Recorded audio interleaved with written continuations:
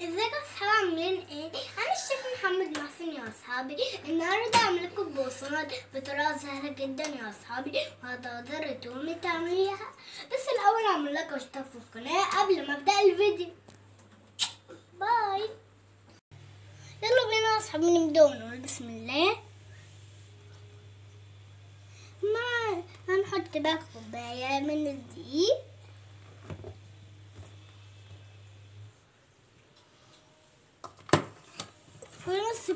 ونص كوباية يا أصحابي من الدقيق السميد اهو، نص كوباية، ومعلقة سكر، ورشة ملح، وربع كوباية من الزيت، ونص كوباية من المية، ومعلقة خميرة، وهنقلبهم، هننزل بيهم كده يا حبيبي.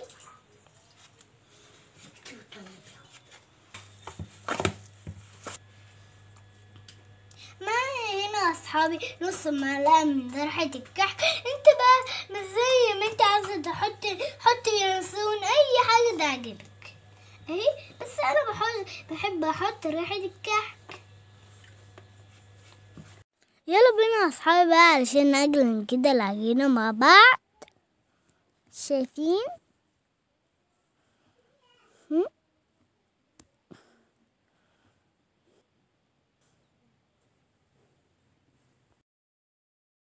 هنلم بقى يا اصحابي العجينة علشان نسيبها تخمر ونشكلها مع بعض. حبيبي رسول الله، بجرب الطريقة وقولي لي ايه رأيك. انا هنا يا اصحابي اهو لميت العجينة، يلا بينا علشان نسيبها تخمر.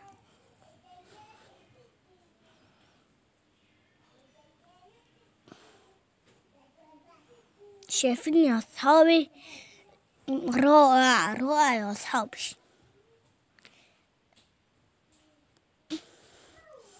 انا معايا هنا حبة سمسم مع حبة البركة اهي، بعد ما العجينة خمرت معانا يا اصحابي كده. شايفين؟ هناخدها بقى كده يا اصحابي ونقطعها كور صغيرة. شايفين؟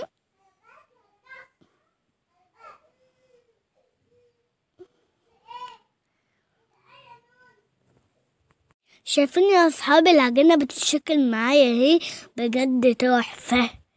واعمل لايك وشرايك وشير يا اصحابي.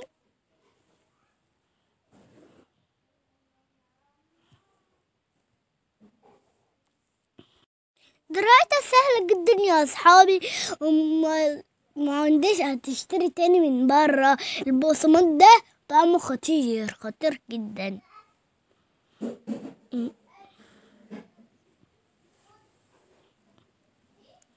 رائع يا اصحابي رائع.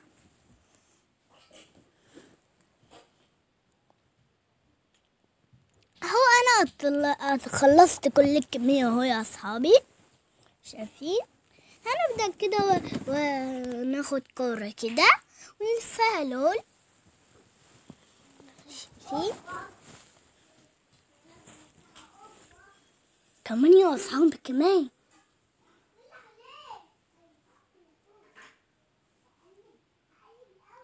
يلا يا اصحابي نحط ربع كوباية كده من المية،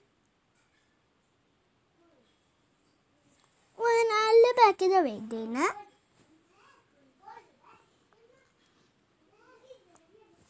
احنا بنعمل كده ليه يا اصحابي؟ علشان السمسم يمسك في العجين اهو. انا لفيت يا اصحابي الكرة لول. هنبدأ كده نقلب اللول يا اصحابي في السمسم وحبة البركة، ونحطها في صينية مدهونة شوية زيت. صلوا على النبي يا اصحابي، صلوا على النبي.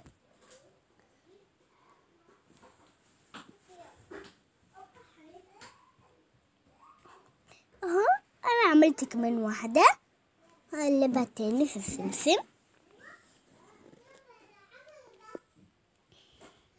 البقسماط ده طعمه خطير جدا يا اصحابي، معدله سهرة جدا يا اصحابي، وهتقدري تقومي تعمليها ومفيهوش لبن ولا بيض ولا زبدة.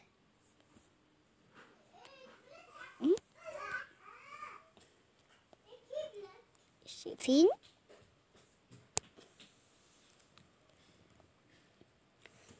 هتاكلي بقى واحدة كده هتقولي الله على الجمال. هنخلص بقى كل الكمية علشان ندخله الفرن على درجة حرارة 180 40 دقيقة. هتاكلي بقى واحدة ايه تحفة تحفة يا اصحابي. ما خلصت كل الكمية اهو يا اصحابي. هندخلها بقى الفرن على درجة حرارة 180 40 دقيقة. ده شكله أصحابي بعد ما طلع من الفرن. شايفين شكله حلو ازاي؟ بجد تحفة. يلا بينا نكسرها كده ونشوفها من جوه. الله على الجمال يا أصحابي. اللحة بقى مش عاوزة أقولكوا عليها. خلاص كده يا أصحابي، خلصت وصفتنا النهاردة. هبقى أشوفكم في حلقة جديدة.